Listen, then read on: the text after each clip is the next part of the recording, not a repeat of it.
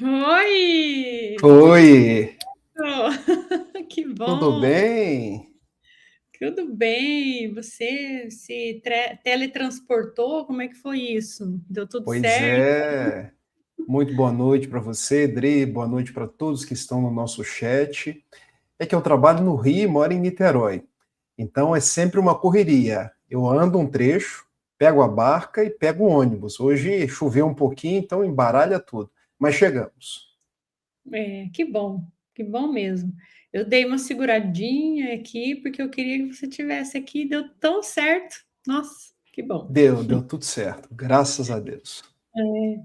Podemos cumprimentar os nossos amigos que estão no chat? Como é que é para você? Podemos, claro, pode cumprimentar. Eu vou pegar.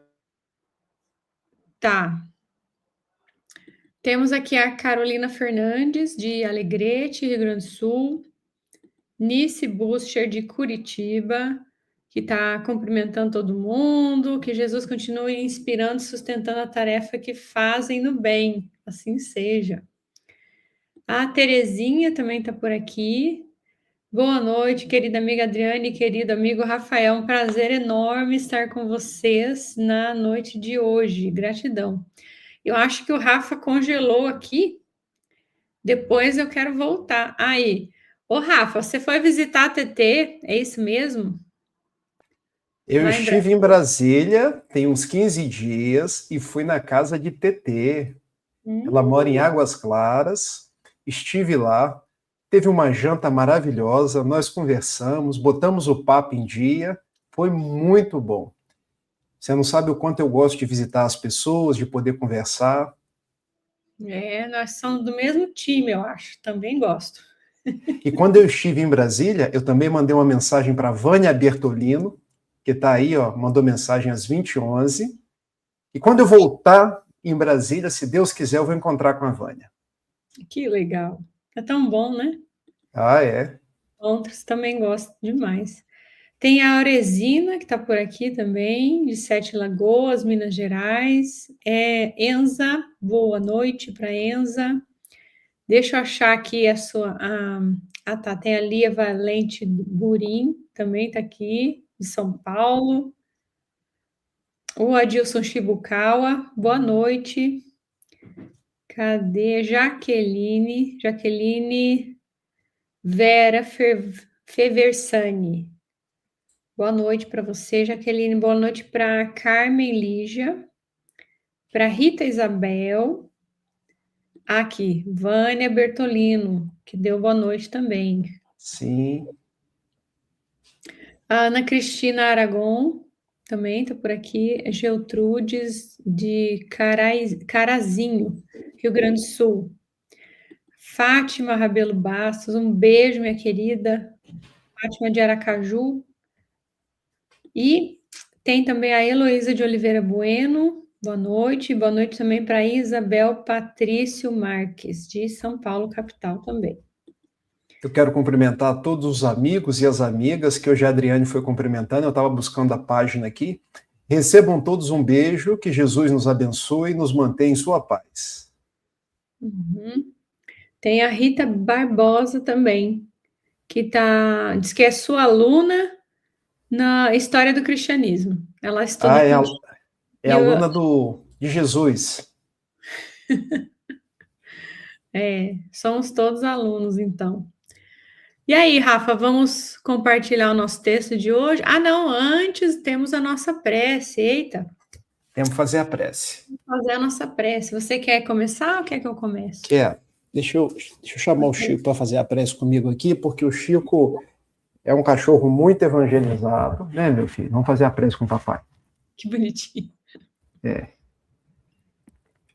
Nosso amigo e mestre Jesus, como é bom estarmos aqui. Como é bom saber da tua presença entre nós. Vem estar conosco em mais uma noite de estudo. Vem nos abençoar, nos inspirar e propiciar que a página lida possa servir de inspiração e de aprendizado para os dias do cotidiano. Abençoe a Adriane, abençoe a todos quantos se encontram no nosso chat, amigos e amigas, abençoe seus familiares, suas vidas e suas lutas, e dai-nos a tua paz. permaneça conosco na noite de hoje e que possamos, com a sua permissão, ter boas reflexões e sairmos hoje mais esclarecidos. Que assim seja. Assim seja. Agora despede, meu filho. Despede, que você já rezou. Ai, que gracinha. Ai, ai, como é bom, né? Eu tenho o capítulo aqui também. Vamos lá. Eu tenho aqui já, ó. Tem já? Vamos ver. Tem. Tá. Vamos lá. Que eu Compartilhar tinha a tela. separado caso você não chegasse a tempo. Tela inteira. E do Chrome.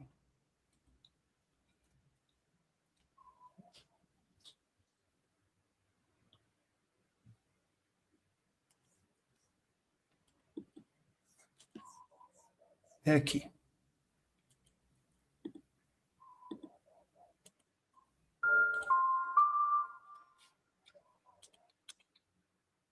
Compartilhou? Uhum. Agora eu tenho que fazer aquele esqueminha que eu faço sempre aqui para eu poder ver vocês. Aumentar também. Agora eu tenho que pensar aqui como é que eu faço isso. Vamos lá. Que tem um tempo que a gente não se vê. Então eu tenho que saber aqui. Eu acho que é assim. Calma que vai dar certo. Tem que deixar assim para poder ter espaço para crescer. Uhum. E agora? Não, não é isso. É nas laterais primeiro. Isso. É o contrário. Aí aqui. Ó, que top.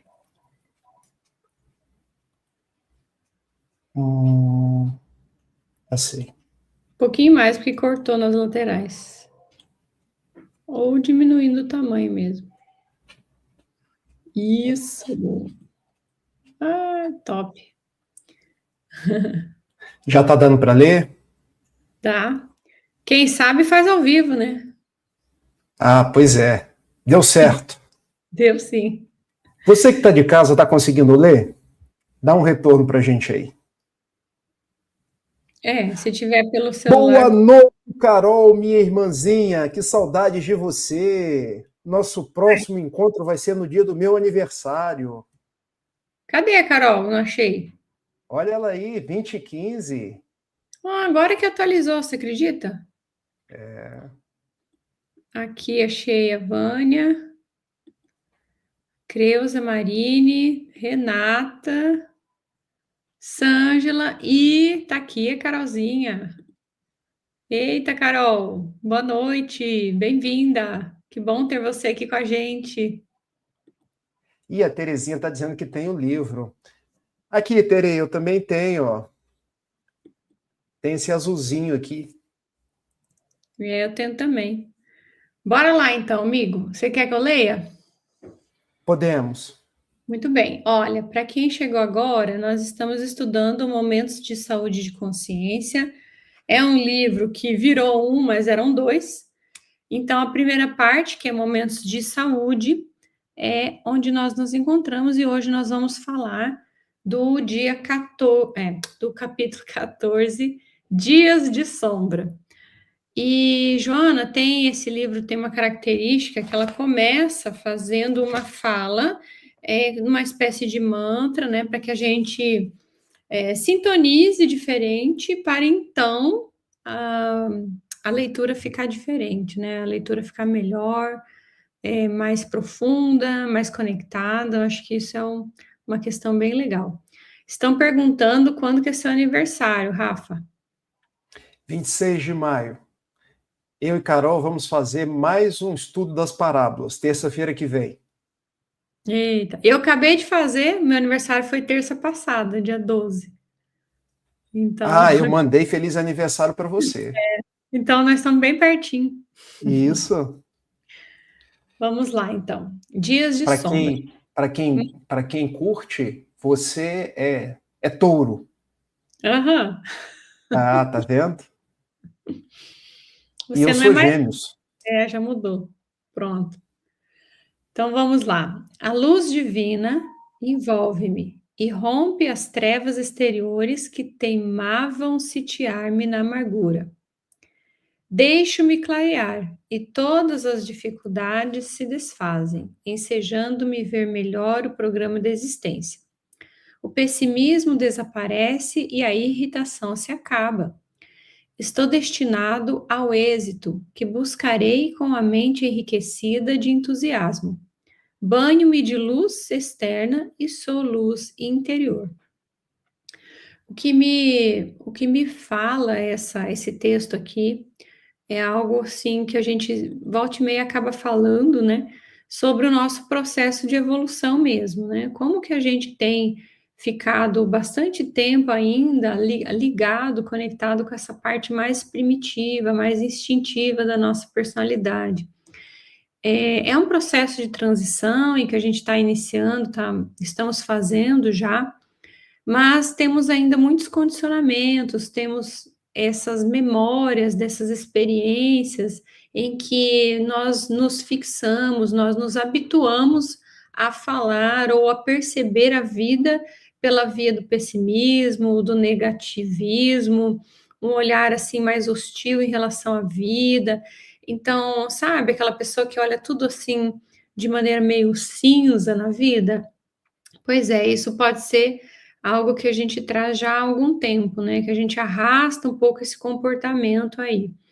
E quando eu vejo esse trecho desse mantra que ela traz, ele me dá a impressão de que é alguém que se permite, melhor dizendo, romper com essa carapaça desse vício, né? Desse vício mental.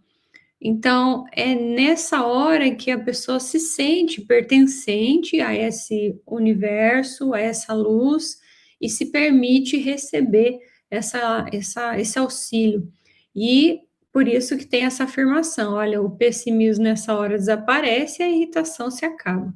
Quer dizer, rompe com toda a problemática, só pelo fato de haver permitido essa luz divina penetrar. Acho tão interessante porque na grande maioria, assim, que eu escuto as pessoas dizerem, elas se referem a esse processo de mudança, essa mudança de paradigma mesmo, ou de pensamento, como algo difícil, né? Eu escuto, mas é difícil mudar, é muito complicado, a gente tenta, se esforça, mas nem sempre consegue. Eu escuto isso com frequência, né? Mas quando eu vejo um texto desse, eu tenho a impressão que tem alguma chavinha, uma coisa simples interna que precisa ser tocada, que precisa ser modificada para que algo aconteça na nossa vida. E me parece, olhando para isso, que é algo mais simples do que a gente imagina.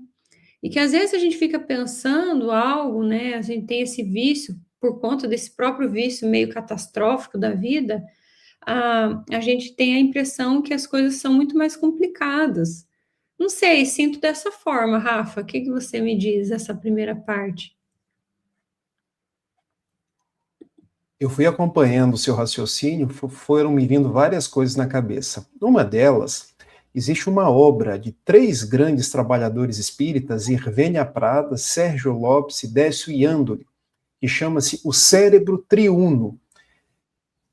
Eles se apropriam de uma das teses sobre a mente de Paul MacLean, que diz que nós temos 3 grandes estruturas mentais: o cérebro reptiliano, o cérebro límbico e o neocórtex. E o que são essas estruturas? O cérebro reptiliano nada mais é do que as nossas estruturas mentais que mais se aproximam dos seres mais primitivos. Daí reptiliano, que vem de répteis, ou seja, é a nossa parte instintiva, porque a gente come, a gente se defende, a gente ataca. Por exemplo, se eu coloco o dedo na tomada, eu tiro instantaneamente, porque existe um instinto de defesa, um instinto de sobrevivência. Então há algo em nós que é automático, que eu não preciso logicar para que essa reação aconteça. Uma outra estrutura cerebral seria o cérebro límbico. Límbico já faz menção às nossas emoções, porque nós somos seres emocionais. Nós sentimos amor, sentimos ódio, sentimos surpresa, sentimos raiva, sentimos alegria. E o grande desafio do mundo atual é aprender não a, vamos dizer assim, reprimir as emoções, mas gerenciar as emoções para que eu não me torne refém delas. E nós temos uma terceira estrutura, porque quanto mais a gente evolui na cadeia espiritual, nossa estrutura corpórea vai ficando mais complexa. Então, essa terceira estrutura é o neocórtex, essa parte anterior. Porque a gente pensa em parte anterior, essa da frente aqui. É a parte da razão, do intelecto, ou seja, a luz divina envolve-me e rompe as trevas exteriores que teimavam sitiar-me na amargura. Deixo-me clarear e todas as dificuldades se desfazem, ensejando-me ver o melhor programa da existência. Isso é um contínuo. Isso é a nossa evolução. O pessimismo desaparece e a irritação se acaba. Estou destinado ao êxito e buscarei com a mente enriquecida de entusiasmo. Veja, nós vamos evoluindo enquanto espíritos imortais. Vamos sendo guiados pelo amor de Deus e pela própria estrutura do Evangelho que nos permite avançar. E a gente vai se reconstruindo a partir das vidas que nós vamos tendo. Vejamos se muitos de nós não estamos ainda vinculados àquelas experiências mais primitivas, mais próximas dos animais, com mais preponderância desse cérebro reptiliano, que Joana fala que são as estruturas que nos aproximam, por exemplo, do comer, do praticar o sexo, do ter uma vida muito voltada ao material.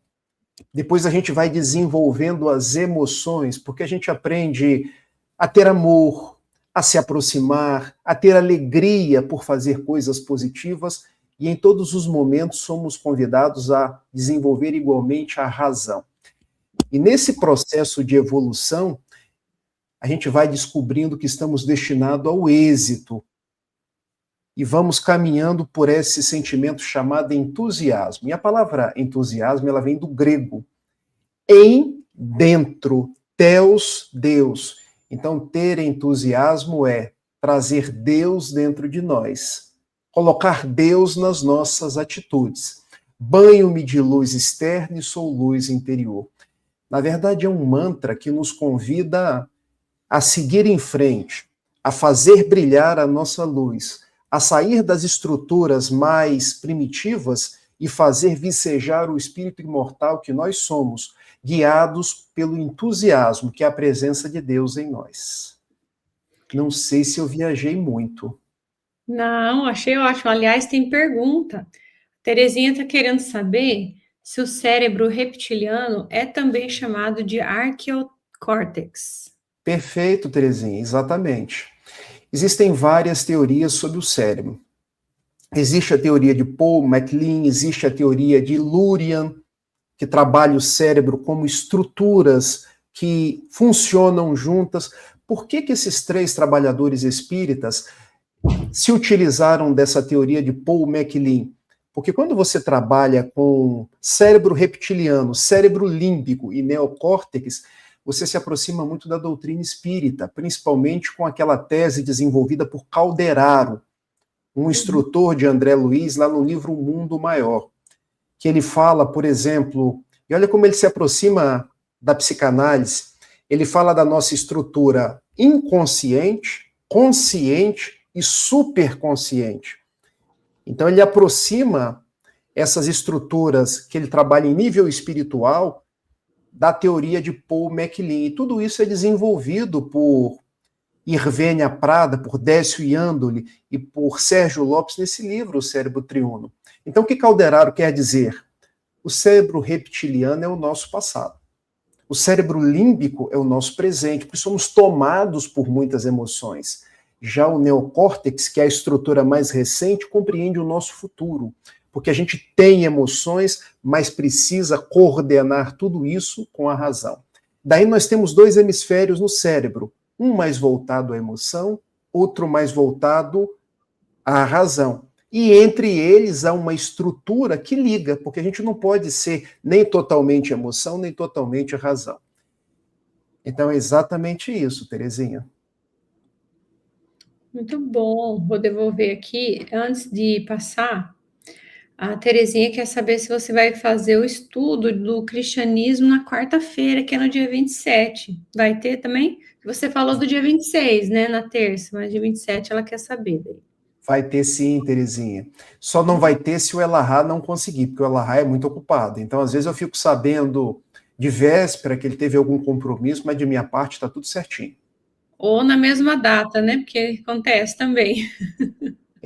A Enza está Não, dizendo que está lendo esse livro. Esse livro é fantástico. fantástico. Por quê? Porque ele consegue fazer um link entre psicologia, medicina e espiritismo. Uhum. Ok, vamos seguindo aqui. Dias de sombra. Coincidentemente, há dias que se caracterizam pela sucessão de ocorrências desagradáveis. Nada parece dar certo.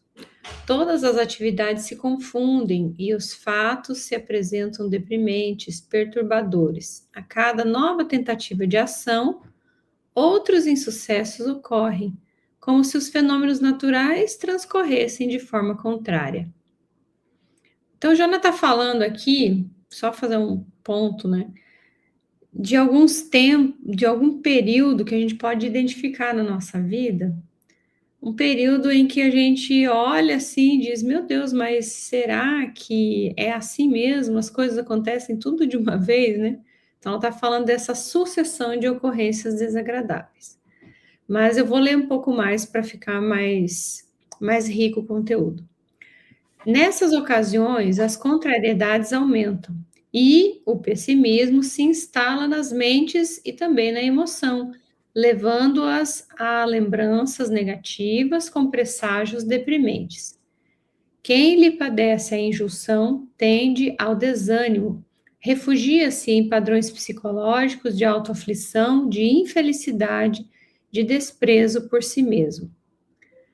Sente-se sitiado por forças descomunais contra as quais não pode lutar, deixando-se arrastar pelas correntes contrárias, envenenando-se com o mau humor. São esses dias de provas, e não para desencanto, de desafio, e não para cessação do esforço. Acho que eu vou parar por aqui, Rafa, para a gente não se perder, né? Bom, acho que Joana está sendo bem clara nesse comentário de que, de vez em quando, como a gente estava comentando antes, as coisas acontecem todas, dá a impressão, né, de que está tudo acontecendo de uma vez só. Um dia difícil, né, que você tem uma situação atrás da outra, e que nessas horas a gente começa a adentrar num campo da experiência do desânimo. Tem um livro, deixa eu ver aqui. Aqui. O livro O Despertar do Espírito, da Joana também, que é o volume de número 11 da série psicológica, que no capítulo 10, eu só vou confirmar se é isso mesmo, que eu acho que vale a pena depois as pessoas fazerem uma leitura, né, se for o caso e tudo mais. No capítulo 10, ai meu Deus, só porque eu quero achar, e agora não acho, né, como diz outro. Mas eu vou olhar aqui na frente no sumário, então, pera lá. Não, não é no capítulo 10. Deixa eu ver. Aqui, capítulo 1, nossa, não, errei por um zero. Capítulo 1, a Joana trabalha o tema do cansaço e o desânimo. Eu quis puxar aqui, que eu acho muito interessante, porque ela vai falando para a gente sobre a experiência de cansaço. No primeiro momento, sobre 2 níveis. Às vezes a gente está vivendo uma experiência em que a gente sente o cansaço com muita frequência na nossa vida, mas a gente deixa de identificar que nós estamos com um problema relativo à falta de vitaminas, né? O nosso corpo está debilitado, então eu tenho ausência de vitamina D, por exemplo, eu tenho ausência de alguma outra vitamina que possa me dar essa energia. Eu também sinto, por exemplo, alguma alteração da tireoide, que também dá algum sintoma, às vezes até similar ao da depressão, muitas vezes a gente confunde isso, né? E então eu estou com uma dificuldade orgânica. E por conta disso eu sinto esse cansaço de forma muito potente, né? De forma muito latente. Depois ela traz um outro aspecto da experiência do cansaço, que é quando a gente está, de fato, com muita coisa para fazer. Né? Estamos muito atarefados, a gente não tem hora para descanso, o tempo inteiro nós estamos procurando alguma coisa para cumprir com as etapas, né? Nesse contexto que a gente está. Isso, a Isabel também cita a ausência de ferro, exatamente, também tem isso, né? Então, a gente está, assim, muito cansado, está trabalhando demais, está tentando executar demais, então, a gente vive uma experiência de cansaço, mas porque, de fato, está cansado. Mas ela vai dizer que tanto um quanto o outro é possível resolver, é possível trabalhar. O grande problema é quando a gente adentra na experiência do cansaço que vai nos levando para o desânimo. E esse é um grande perigo, porque na fase do desânimo é como se a gente abandonasse a nossa experiência, a gente abandonasse a proposta de elevação, né? Então, é quando você olha, por exemplo, e a gente acaba escutando isso com muita frequência, até nas lives, né?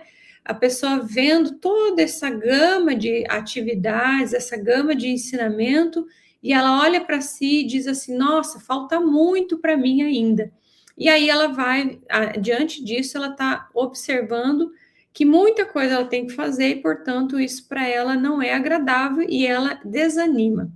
E é isso que a Joana está dizendo aqui, ó. Quando a gente, diante das contrariedades, diante dos desafios da vida, a gente não acaba vivendo uma experiência de desânimo. Então, a gente se autoaflige, a gente vive uma experiência de infelicidade e começa a se autoatacar, né? Vivendo o desprezo por si mesmo. Então, esse é o grande problema, vamos assim dizer, comparado a essa questão do cansaço. Então, é importante que a gente se fique atento, né, para prestar atenção se a gente está adoecido, precisa passar no médico, fazer reposição de hormônio, reposição de vitamina, ou se a gente precisa descansar, para que a gente não caia na experiência do desânimo também. Ela fala muito mais coisa, né? Eu super resumi aqui para tentar trazer um pouquinho. E ela diz assim: diante dessa experiência de muito, a gente perceber que muito tem para fazer, é importante que ao invés de olhar tudo que eu tenho para fazer, que a gente avalie cada etapa como uma etapa a ser vencida uma a uma. Porque se eu olho para uma escada muito grande, como se eu tivesse que subir ela toda de uma vez, é realmente algo muito desanimador. Mas se eu olho um degrau e cada vez que eu subo um degrau, eu começo a me autoestimular, né? Sentir aquela experiência do eu posso, eu consigo, eu dou conta, eu vou vivendo uma experiência de crescimento. Então, cada degrau ele vai sendo importante para mim. E o próximo eu me sinto ainda mais capaz de fazer, né? Então, acho que é bem bacana. Capítulo 1 do livro Despertar do Espírito, ela fala bastante sobre a questão do cansaço e do desânimo. Mas, em resumo, a gente entender que temos dias difíceis, dias de sombrios, sim, por conta das coisas da vida, mas que a gente não pode se permitir ficar envenenado nessa experiência, né? Você tinha travado antes, Rafa, mas agora você voltou. Eu estava travando, é? Acho que a internet não deve estar muito boa por causa da chuva. Você sabe, Dri, que eu por mim, ficava só te ouvindo e lendo aqui a participação das pessoas. Mas já que eu tenho que falar também, dias de sombra. Ainda bem. Ainda meus bem amigos, meus amigos, na vida que nós temos, todos nós temos dias de sombra. Todos nós temos dias de tristeza, todos nós temos dias em que as coisas não estão bem, não estão da forma como nós gostaríamos. Não existe uma vida que seja linear. A nossa vida, ela é feita de baixos e altos. Na verdade, a gente precisa aprender com essa inconstância, essa impermanência da vida, lidando com as nossas frustrações, com as nossas dificuldades e com as sombras de uma forma, vou colocar assim, positiva, para vocês me entenderem. Porque os dias de sombra, eles virão. Mas o que caracteriza a minha dificuldade não é propriamente o dia de sombra, mas a forma como eu lido com os dias de sombra. E, para tanto, eu quero relembrar uma experiência dos estoicos. O primeiro filósofo que desenvolveu o estoicismo, ele chamava-se Zenão de Cítio. Ele era romano. Romano não, ele era grego, porque o estoicismo começa em Roma, depois ele vai para a Grécia. E ele era um rico comerciante que ele fazia navegação pelo mar Mediterrâneo. Num dia específico, teve uma grande tempestade e os barcos afundaram. Pronto, dias de sombra. Então ele pensou o seguinte: a sombra veio. Eu posso escolher me derrubar, ficar triste diante dessa sombra, ou eu posso dominar a minha reação diante dessa dificuldade. Então surge com ele o estoicismo. O que é o estoicismo? Eu não consigo controlar o que vai acontecer. O fato em si, ele existe. O dia de sombra em si, ele existe. Mas eu posso aprender a gerenciar a minha reação diante daquele fato. Então veja, todos nós estamos sujeitos às inconstâncias da vida, às intempéries. O que Joana coloca para a gente é o seguinte: como que eu estou lidando com tudo isso? Será que eu estou lidando de uma forma que eu aprenda, que eu consiga me nutrir, que eu tenha força, que eu saiba que eu ainda estou no mundo de provas e expiações, ou será que eu vou me desfacelando em cada dificuldade, em cada sombra, em cada desapontamento? Porque é isso que ela coloca. Nós ainda temos fatos deprimentes, perturbadores, muitas contrariedades, mas nós não podemos dar espaço para o pessimismo, porque o pessimismo, ele pega a sombra e é como se multiplicasse a sombra, porque eu agrego a ela o meu conteúdo emocional. Ou seja, e agora eu vou me utilizar de um outro filósofo, agora sim um estoico romano, chamado Epíteto, porque Epíteto dizia assim: eu não consigo gerenciar o fato, mas eu consigo gerenciar a minha reação diante do fato. E ele era um escravo. E pela sua resiliência, pela sua capacidade de olhar as coisas de uma forma positiva, sem se deixar dominar pelas coisas, ele se tornou um vencedor. E os estoicos, eles trabalhavam com um conceito que Joana de Ângeles, de uma certa forma, por outras linhas, se apropria desse conceito. É chamado apatheia. A quer dizer negação, patos quer dizer emoção. Não é que você vai ficar sem emoção diante das coisas, mas você vai aprender a gerenciar suas emoções. Ou seja, se vem o dia de sombra, eu posso escolher gritar, eu posso escolher me desesperar, eu posso escolher brigar com as outras pessoas, mas eu posso escolher estou em paz, mesmo no dia de sombra. Vou fazer minha oração, vou fazer minha meditação, vou conversar com alguém, vou na casa espírita, porque eu tenho recursos para tanto. Porque os dias da contemporaneidade, eles têm sido marcados pela nossa ansiedade, pelas nossas dificuldades de lidar com as coisas pequeninas do cotidiano. É como se a gente fizesse tempestade em copo d'água. Veja, a sombra vem, mas eu posso adicionar a ela o meu desespero. E Joana coloca muito bem isso aqui nessa terceira frase. Quem lhe padece a injunção do dia de sombra, quer dizer, a constrição, a dificuldade, o peso, tende ao desânimo e refugia-se em padrões psicológicos de autoaflição, de infelicidade e desprezo por si mesmo. Qual é a proposta? É quase que uma proposta religiosa. Eu não consigo me afastar do dia de sombra. Por duas razões. Eu estou num planeta de provas e expiações. A sombra existe. Eu sou um espírito imperfeito. A sombra existe. Eu posso escolher me desanimar, ou eu posso escolher aprender com aquela sombra e me manter rígido, sereno, tranquilo. Eu controlo a minha reação. Porque quando eu me desanimo, além da sombra, além do desânimo, aí eu triplico a dificuldade. Porque para não enfrentar, eu vou buscar um mecanismo escapista, autoaflição, infelicidade, desprezo por si mesmo. Porque a pessoa começa a fazer mecanismos de se desvalorizar, se comparar negativamente com outras pessoas. Na minha vida dá tudo errado, na vida da Adriane dá tudo certo. Eu sou tão feio, a Adriane é tão bonita. Não consigo comprar nada, não consigo fazer nada, e fulano está sempre tudo bom. É porque, na verdade, eu estou me refugiando na autoaflição, na infelicidade, no desprezo por nós mesmos, quando, na verdade, eu sou convidado a reagir de uma forma diferente. Porque quando eu reajo de uma forma diferente, eu consigo superar. Esse é o grande convite a despertar a consciência, para começar a ver as coisas sob um novo prisma. É mais ou menos assim, Dri. Tirei o óculos. Não estou enxergando absolutamente nada. Não consigo nem pegar o mouse aqui.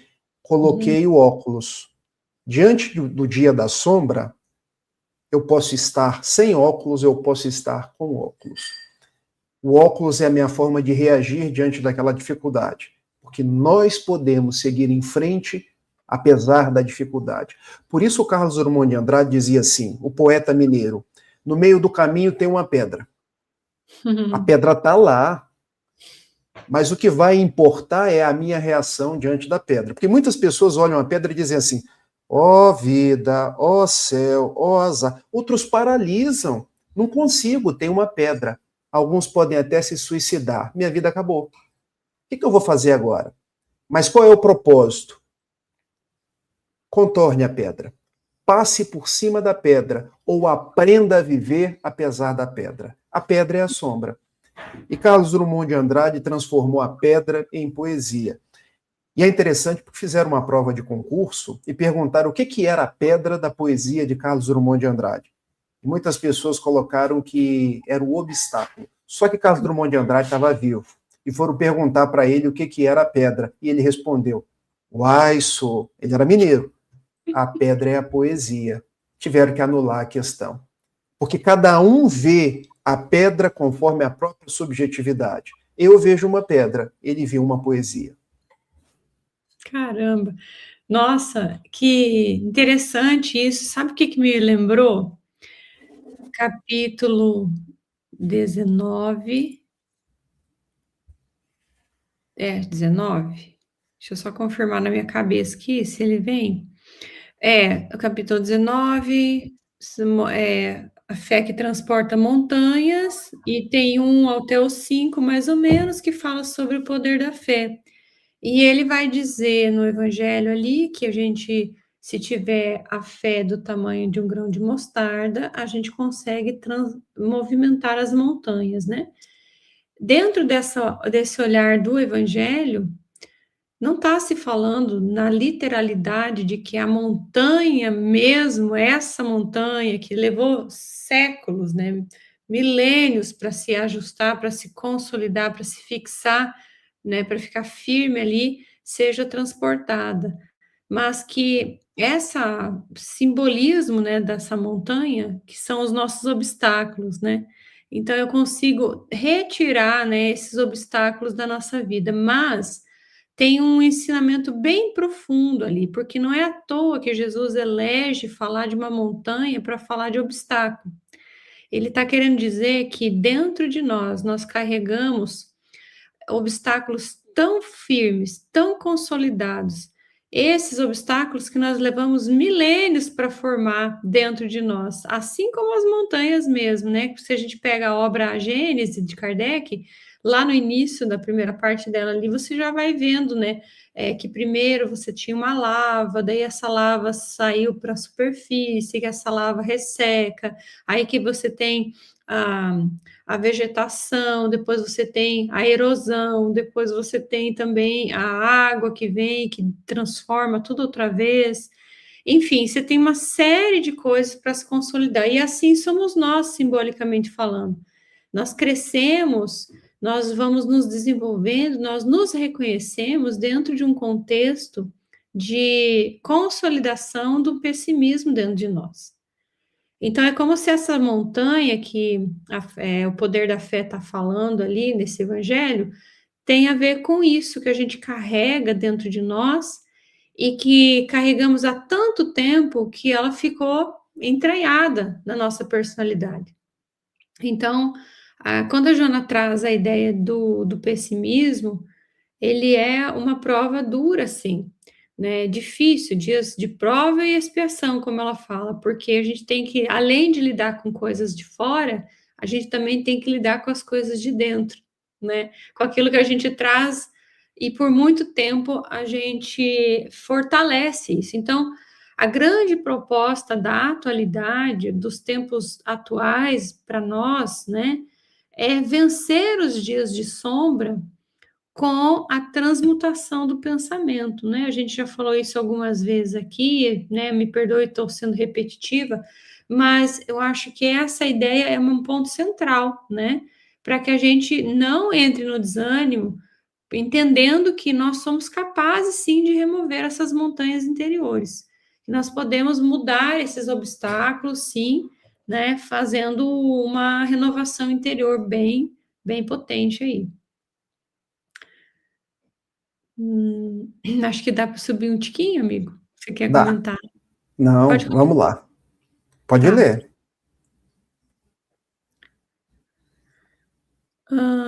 Ok. Então, a gente tinha parado aqui, ó, nessas ocasiões, as contrariedades, tá. Daí embaixo, peraí, que eu me perdi. Aqui. Quem lhe Sem, padece, é isso, né? Sente-se sitiado por forças descomunais. Isso. Obrigada. Sente-se sitiado por forças descomunais contra as quais não pode lutar, deixando-se arrastar pelas correntes contrárias, envenenando-se com o mau humor. Né? Essas forças descomunais são os vícios também, né? Essa tendência, os atavismos, as repetições, etc. São esses dias de provas e não para desencanto. São dias de desafio e não para a cessação do esforço. Então, nessa hora é que a gente tem que se fortalecer ainda mais, né? Se posicionar ainda mais no combate.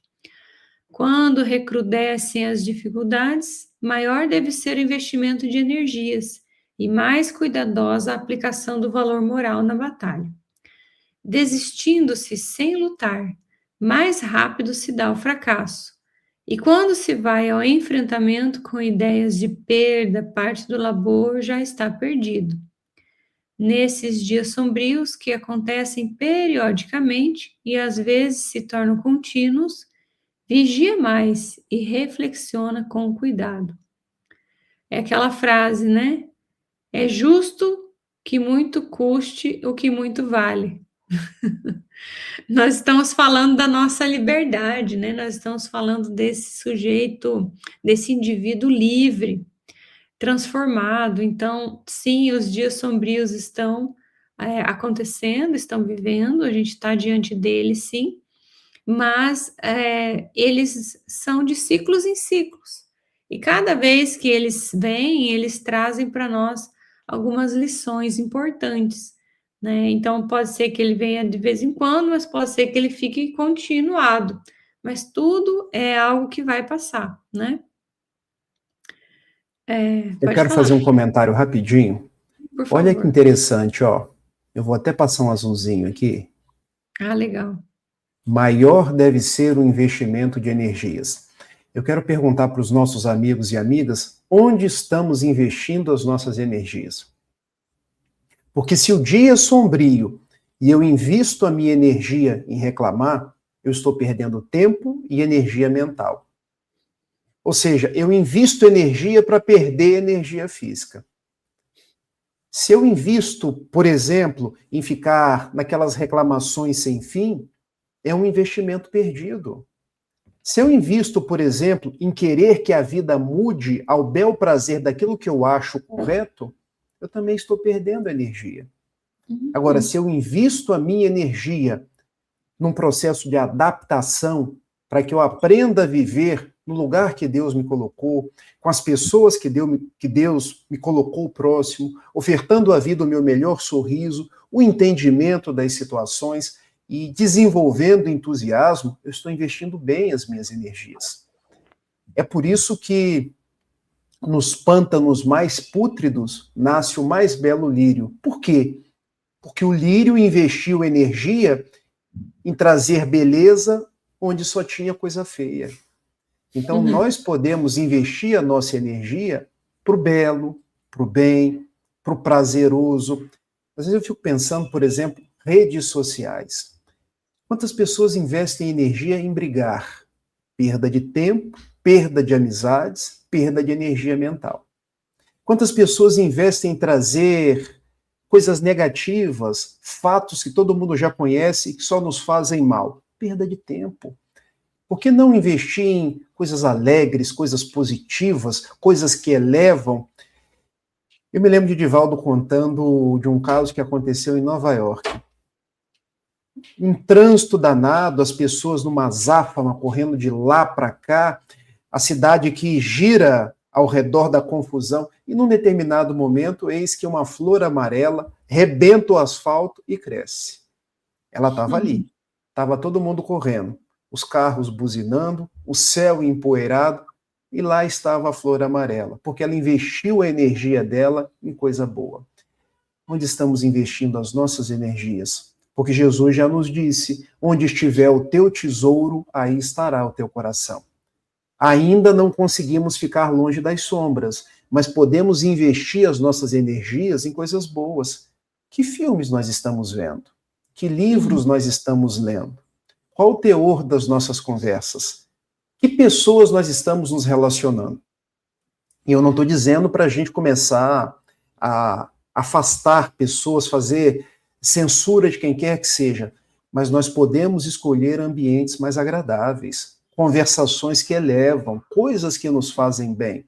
Escolher estar em lugares onde nós nos retroalimentamos, porque tudo isso vai fazendo a vida mais leve, mais harmônica. Escutar músicas. Nos dias de maior sombra, eu escuto tantas músicas, isso me faz tão bem. Então está nas nossas mãos não mudar os dias de sombra, porque isso ainda não dá, mas desenvolver recursos, que na psicologia hoje a gente chama de resiliência, né, Dri? Que é a capacidade de se adaptar, de estar diante das contingências e seguir em frente. Muito bom. Eu acho que esses textos da Joana, eles são tão ricos, né? A gente vê um texto assim, e se a gente vai puxando aqui, puxando ali, nossa, só melhora, né? Mas vamos lá. Rafinha, você consegue... É isso, obrigada, tá ótimo. Eita.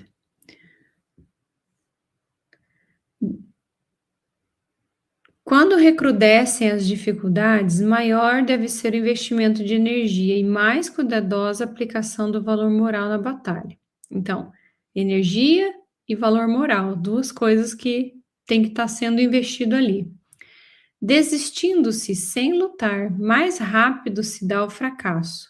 E quando se vai ao enfrentamento com ideias de perda, parte do labor já está perdido. É como se eu entrasse já fracassado, né?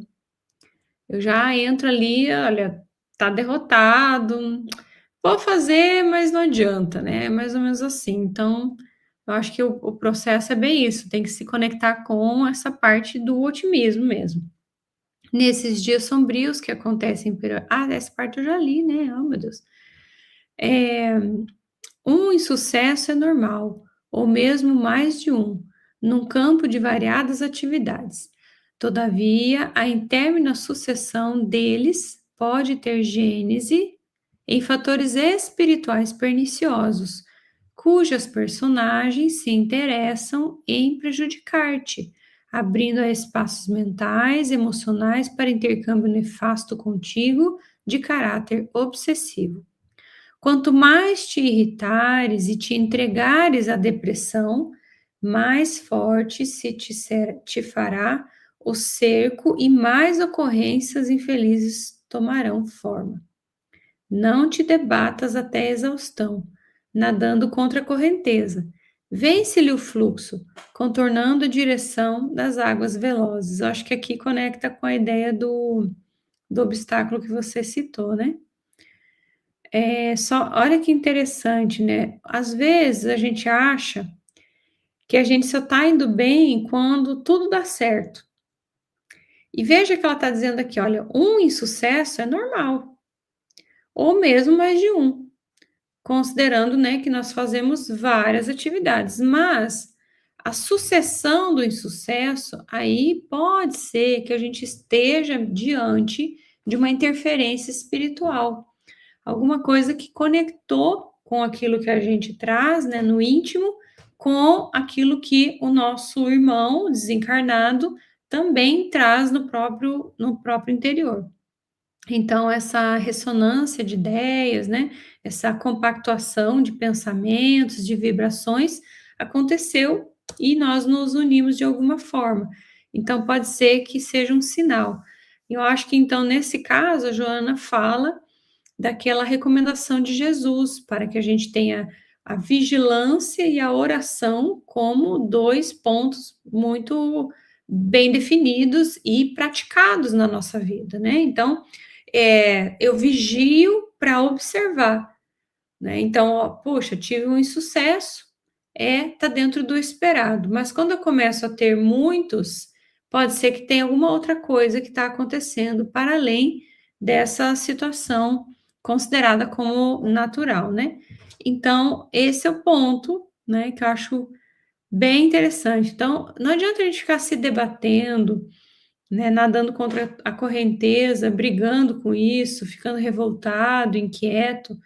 Então, você vai vencer o fluxo contornando a direção das águas velozes. Então, você acha o canal que te leva de volta para a praia, não é assim?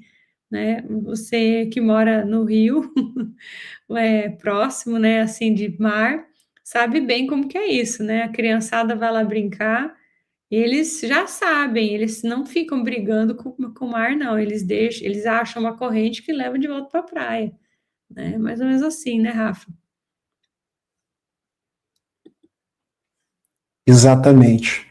Esse texto ele é tão bonito porque ele traz tantas coisas. Desistindo-se sem lutar, mais rápido se dá o fracasso. Muitas vezes a gente acha que o nosso valor na vida está nas vitórias. Vencer é muito bom. Nós gostamos de ganhar, mas as vitórias são consequências do trabalho. O nosso valor está em não desistir, em não paralisar, porque nós teremos vitórias e teremos derrotas.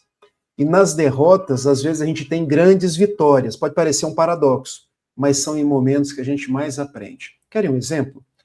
Quando Paulo caiu do cavalo, derrota, ele construiu a maior vitória. Quando o filho pródigo, ele foi para uma terra distante e lá teve uma grande seca e ele precisou trabalhar com os porcos, derrota que se transformou em vitória, porque ele arrependeu-se. Quando Maria de Magdala, ela que era obsidiada e também uma cortesã, conforme Humberto de Campos, vai ter com Jesus, e ela se diz uma filha do pecado, ou seja, aparentemente uma derrota, que foi a sua maior vitória. E o maior exemplo de todos, o maior derrotado, o exemplo da cruz, foi aquele que se tornou o exemplo para todos nós, o nosso modelo e o nosso guia. Então veja, o nosso valor não está em vencer sempre, o nosso valor está em aprender com cada circunstância da vida. É porque o mundo nos cobra muito, nos estimula a competição, nos estimula as comparações, mas nós estamos no mundo por um compromisso de nos desenvolver, de nos tornar pessoas melhores, por um compromisso de amar. E dentro desse compromisso de amar, a gente passa por dias de sombra. E é da sombra que nasce a luz. Até mesmo porque, Dri, eu só conheço a luz porque eu vi a sombra. Se tudo fosse iluminado, eu não teria o parâmetro. Claro. Eu só conheço a luz do sol porque eu tive uma noite antes. Depois Joana fala de uma forma tão bela. Não debatas até a exaustão, nadando contra a correnteza. Eu nasci numa cidade que tinha um rio. E eu aprendi com meu pai que a gente sempre navega na direção do rio. Porque quando a gente navega em sentido contrário, a gente não sai do lugar. E muitas vezes morre afogado. Hoje eu estou falando muito do estoicismo. Esse é um outro princípio do estoicismo. Perceba os movimentos da vida. Porque os movimentos da vida, eles dizem o sentido para o qual você tem que ir. É mais ou menos a individuação de Carl Gustav Jung. Nós nascemos com um propósito, nos tornar quem nós precisamos nos tornar. Só que há pessoas que brigam muito, brigam com si próprias, brigam com a vida e ficam sempre remando contra a maré. Isso é um esforço hercúleo. E a pessoa, às vezes, se torna ansiosa, triste, depressiva. Eu vou voltar ao exemplo da pedra. Se eu deparo com uma pedra no caminho e eu fico dando murro em ponta de faca, eu só vou me machucar. Contorne a pedra. Há uma frase de Fernando Pessoa, que ele dizia assim, um poeta português: pedras no caminho, recolho todas, um dia vou construir um castelo. Olha a diferença. Com as pedras ele constrói um castelo. Então observe para onde a vida quer te levar. Eu, durante muito tempo, eu quis correr da religião, mas a religião estava dentro de mim. Hoje eu sou feliz falando de religião. Então eu vejo pessoas, mas eu vou seguir por esse caminho, porque vai me dar mais destaque, vai me dar mais dinheiro. Mas não é esse caminho que a vida está te levando, você está remando contra a maré. Às vezes você ruma por onde a maré está te levando, você acaba até chegando, por consequência, onde você queria chegar. Daí Viktor Frankl, que é o precursor da logoterapia, ele dizia: a felicidade, ela não é um lugar, ela é um processo. E todo processo se dá quando eu escuto os movimentos da vida e paro de remar contra a maré. Que lindo, nossa. Porque eu acho que remar contra a maré, pensando de um outro jeito, eu acho que tem muito a ver, né? A gente brigar com as circunstâncias, com as coisas, com as pessoas. Toda vez eu tenho que fazer esse tipo de coisa, eu tenho que estar sempre indo lá, fazendo tal serviço, tal atividade, isso é cansativo, né? Então, isso é brigar contra a maré, né? Você entender que, assim, quanto mais você se revolta, se inquieta, fica pior, você fica mais cansado, que você está brigando com algo que não tem o que fazer, né? Não tem como alterar. E me dá sempre essa impressão aqui, né? Jona diz ainda: há mentes espirituais maldosas que te acompanham interessadas no teu fracasso. Reage-lhes a insídia mediante a oração. Então, a vigilância e a oração aqui. Mas ela tem mais coisa, ó. Com o pensamento otimista e restrita confiança em Deus. Então, é o que foi comentado aqui em alguns momentos, né? Como, por exemplo, esse que o Anderson comentou, de que Maria havia mandado um recado, né, a Chico Xavier, de que tudo passa. É isso, né? Então, eu estou diante daqueles que estão interessados no meu fracasso, né, que estão, sim, ali só esperando qualquer coisinha que aconteça para vir e puxar o restante do tapete, mas ela está dizendo, olha, diante disso, vigia, que foi o que a gente depreendeu do texto mais acima, mas aqui ela cita de forma direta a oração, pensamento otimista e aí restrita confiança em Deus. Então, sabendo que Deus está aqui, que está me observando, que eu estou nele, ele está em mim, toda essa conexão direta que nós temos com o divino, essa confiança vai fortalecendo os meus dias, vai me mantendo com um pensamento otimista e eu vou desconectando daquilo que é pessimista, né? Então, aí com isso você rompe o moto contínuo, acho que fala assim, dos desacertos, mudando de paisagem mental de forma que não vitalizes o agente perturbador. Ouve uma música enriquecedora que te leve a reminiscências agradáveis ou a planificações animadoras. Lê também uma página edificante do Evangelho ou de uma outra obra de conteúdo nobre, a fim de renovares emocionalmente.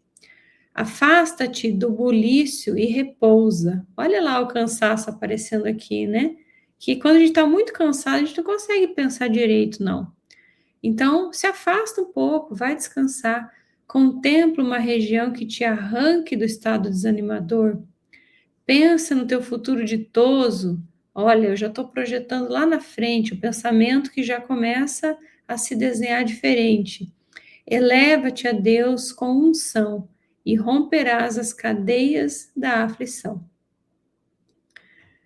Há sempre sol brilhando além das nuvens sombrias, e quando ele é colocado no mundo íntimo, nenhuma ameaça de trevas consegue apagar-lhe ou sequer diminuir-lhe a intensidade da luz. Segue-lhe a claridade e vence o teu dia de insucesso, confiante e tranquilo. Eu vou passar para ti, Rafa, porque olha que final mais lindo, né? Pois é, e praticamente acabou, né? Acabou mesmo. Há mentes maldosas que te acompanham interessadas no teu fracasso. O que é esse fenômeno senão a obsessão? Muitos de nós achamos que a obsessão é uma constrição contra a qual eu não consigo vencer. Mas só existe a obsessão porque eu trago aquele material mental que abre espaço ao processo obsessivo. Não é um arrastamento irresistível, melhor dizendo. A obsessão acaba sendo um processo de adaptação de duas forças, uma força que atua para me obsidiar e o meu pensamento que abre margem, que abre campo. O que isso quer dizer? Só existe a obsessão porque há em mim os flancos morais. Então, se eu sou aquela pessoa que vitalizo a sombra, a dificuldade, o pessimismo, que estou sempre curtindo a tristeza, eu vou encontrar outras mentes que vão influenciar nesse sentido. Fica triste mesmo, a vida não tem graça, você é feio, você não vale nada, a sua vida não vai para frente. Vejam, eu abro a brecha e as mentes obsessoras encontram o repasto espiritual e acabam trazendo as influenciações com aquilo que já está na minha cabeça. É mais ou menos assim. E eu sei que tem jovens há mais tempo como eu, vão se lembrar do filme Ghost, quando Patrick Swayze queria falar com a Molly, e ele foi se utilizar, eu não lembro o nome da Goldberg, mas era médium, e ela não queria falar com ele, e ele começa a cantar a música do elefantinho. Um elefante incomoda muita gente, e ela anuiu, de tanto ele repetir. Então, o que é a obsessão? É a repetição, é a insistência, é a influência permanente. Mas só encontrou espaço porque, na verdade, era uma médium que estava na mesma sintonia, no mesmo diapasão que ele. Quanto mais a gente muda, menos espaço para obsessão a gente deixa. Então, propõe Joana, reage à insídia, ou seja, ao ataque. Como? Através da oração, do pensamento otimista e da irrestrita confiança em Deus. Daí vem Joana e usa uma palavra difícil, que nem está tão em uso mais nos dias atuais. Rompe o moto contínuo do desacerto. Ela está querendo dizer assim, meus amigos, saia do piloto automático. Porque hoje nós estamos no piloto automático. Até a música do Chico Buarque. Todo dia ela faz tudo sempre igual, me sacode às 3 horas da manhã, me sorri um sorriso pontual e me beija com a boca de hortelã. Tudo sempre igual. Só que o nosso piloto automático é em relação aos fatos do cotidiano, porque a gente faz sempre tudo do mesmo jeito, e as nossas atitudes. Porque a gente acaba se felicitando por reclamar, por falar mal das outras pessoas, por ter uma atitude pessimista. Isso é o piloto automático. Para que a gente construa novas consequências, eu preciso mudar a forma como eu ajo. Há uma frase de Albert Einstein que ele diz assim: se eu quero chegar a novos resultados, eu preciso agir de uma forma diferente. Eu preciso romper com o piloto automático. Porque se eu estou sempre reclamando, a minha vida vai ser uma tristeza. Se eu estou sempre falando mal das pessoas, a minha vida vai se resumir àquele que é o teor dos meus pensamentos. Por isso que Emmanuel fala no livro Pensamento e Vida: o meu pensamento cria a vida que eu procuro, como um reflexo de mim mesmo. Ou seja, o meu pensamento é o meu reflexo. E se eu ajo no piloto automático, eu estou sempre buscando outras mentes que estão sintonizando nos mesmos pensamentos. Depois ela continua: ouve uma música enriquecedora, que te leve a reminiscências agradáveis ou planificações animadoras. Lê uma página edificante do Evangelho, a fim de te renovares emocionalmente. Mais uma vez, ela usa uma palavra assim, fora do usual. Afasta-te do bulício e repousa. Bulício é barulho. Ela não está dizendo só para afastar do barulho do ônibus, do barulho da rua, do barulho da televisão. Ela está nos recomendando: afasta-te das preocupações de todos os dias. Sai um pouco da dimensão Marta, que está sempre preocupada. Ó Jesus, a minha irmã está aí, ó, te escutando, e eu estou aqui fazendo todas as coisas. Marta, tu está no bulício. Você só pensa no que vai cozinhar para o almoço, no cozinhar para a janta, na panela que tem que lavar, na casa que tem que varrer, no filho que vai chegar, na conta que tem que pagar, no mês que vem, no ano que vem, daqui a 10 anos. Sai um pouco desse bulício. Por que você não senta aqui do lado da sua irmã e vamos os três conversar? E nós temos hoje um outro bulício, que é isso aqui, ó. É danado de bulício. Porque isso aqui toca, isso aqui manda mensagem, isso aqui traz fake news, isso aqui não deixa a gente em paz. Isso é muito bom, quando bem usado, mas é um bulício na nossa cabeça, a fim de te renovares emocionalmente. Pensa no teu futuro ditoso que te aguarda. Olha que interessante. Pensar no futuro feliz, ou seja, no futuro nós seremos felizes. Eleva-te a Deus com unção. Unção me faz lembrar da igreja, porque unção quer dizer fervor, consciência, presença, ou seja, esteja presente quando pensares em Deus. Não é dizer assim, Pai nosso que estais no céu. Eu não estou nem pensando no que eu estou rezando. Está no automático. Está no automático. É o modo contínuo. É. E romperás as cadeias da aflição. E essa frase é bonita demais. Há sempre sol brilhando além das nuvens sombrias. Eu posso ter o olho de ver as nuvens sombrias e posso ter o olhar para ver o sol. E ela depois faz uma metáfora. Traz esse sol para o seu mundo íntimo e nenhuma ameaça de treva vai conseguir apagar ou diminuir a intensidade da luz. Segue-lhe a claridade e vence o teu dia de insucessos, confiante e tranquilo. E olha como que ela termina, Dri. Ela não disse que a gente vai deixar de ter dia de insucesso, que a gente vai deixar de perder, que a gente vai deixar de ter problema, mas que se a gente conseguir trazer o sol de Jesus, do otimismo para dentro de nós, nós vamos vencer o desânimo e facear a vida com um novo olhar. É uma página belíssima, que nos traz aí um componente de despertar psicológico. Muito bom. Sempre tem sol, né? Brilhando além das nuvens sombrias. Quer dizer, eu posso não estar vendo, mas ele está lá, né?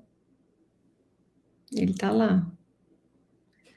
Ah, isso é muito rico, sabe? Eu acho que a Joana é muito assertiva nas palavras dela. Tem hora que eu fico olhando, assim, a maneira como ela escreve, que é só alguém que, assim, tem uma profundidade tão grande, às vezes tão difícil a gente pegar e explicar certas coisas, aí você vê um texto que ela consegue explicar em poucas palavras uma infinidade de coisa, né? Então, e além disso, ela é muito mãe, né? Eu vejo a maternidade de Joana aqui, ó, quando ela começa a dar a receitinha de bolo. Ouve música, lê uma página importante, sai do buliço, vai descansar um pouco, pensa no futuro, quer dizer, projeta as coisas mais além. O tempo inteiro ela está dando dicas, né? Então, se a gente segue esse roteiro aqui, é a receita do sucesso, né? Exatamente. Muito bom. Nós estamos com 130 pessoas nos acompanhando. Eu quero agradecer a cada um de vocês e hoje eu vou deixar 5 dicas para que nós aprendamos a vencer os dias de sombra. São 5 dicas de Joana de Ângeles. Divaldo sempre falou nessas 5 dicas. A primeira dica é: medite, a vida é bela. Porque usualmente a gente vê problema, vê dificuldade, só consegue enxergar os aspectos negativos, mas há beleza em todos os lugares. Da mesma forma que eu ligo a televisão e ouço falar de guerras, há pessoas neste momento nas comunidades do Rio de Janeiro dando sopa. É que isso não passa na televisão. Há pessoas que estão no meio da rua porque está chovendo, está frio, dando agasalho. Há quantas mães cuidando dos seus filhos? A vida é bela.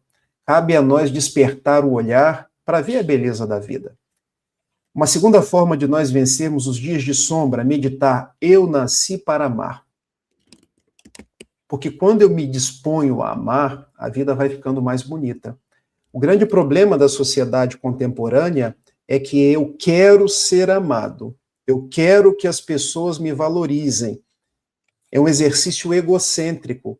É porque a gente traz a criança dentro de nós e esqueceu que nós somos adultos, com uma criança ferida dentro de nós, ainda querendo que tudo gire ao nosso redor.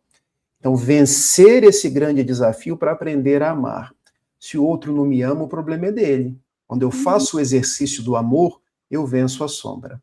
Terceiro passo: eu nasci para servir.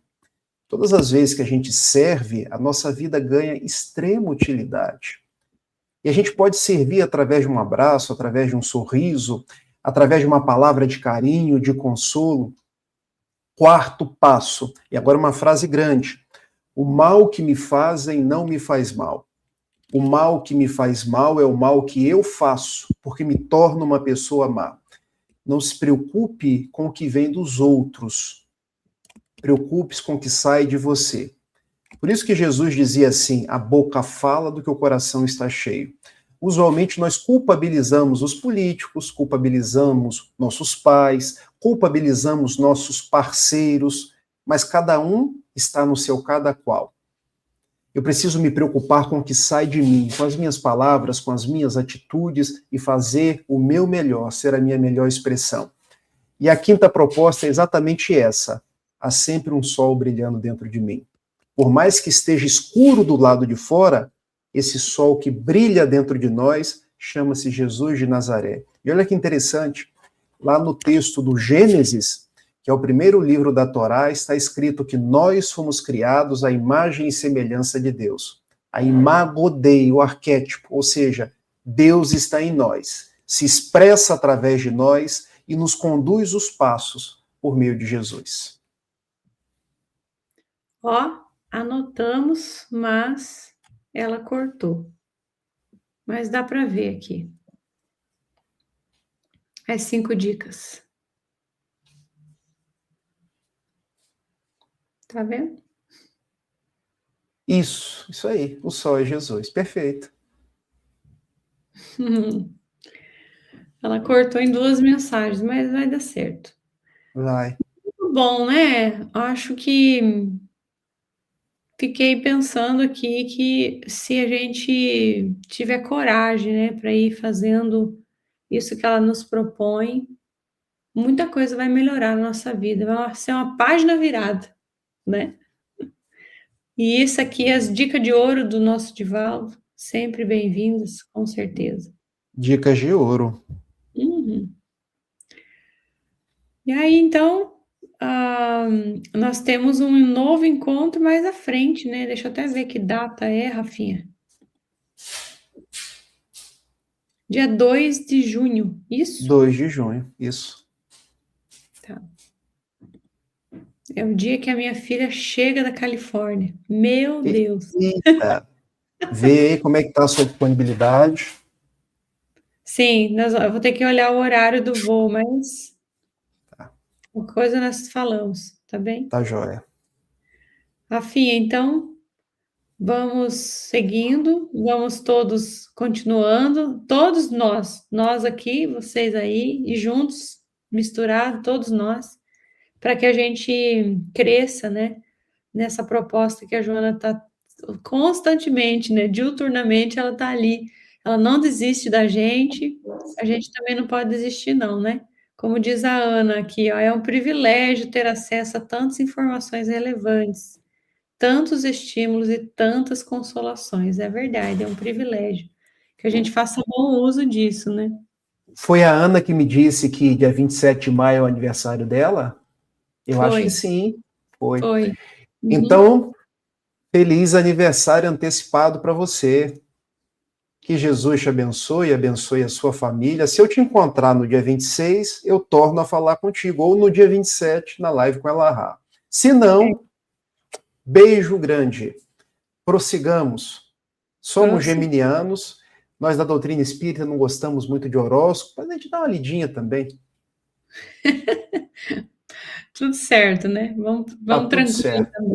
Isso. A gente só precisa estar em paz com a consciência e fazer o E- bem que nos for possível. Isso. Muito bem.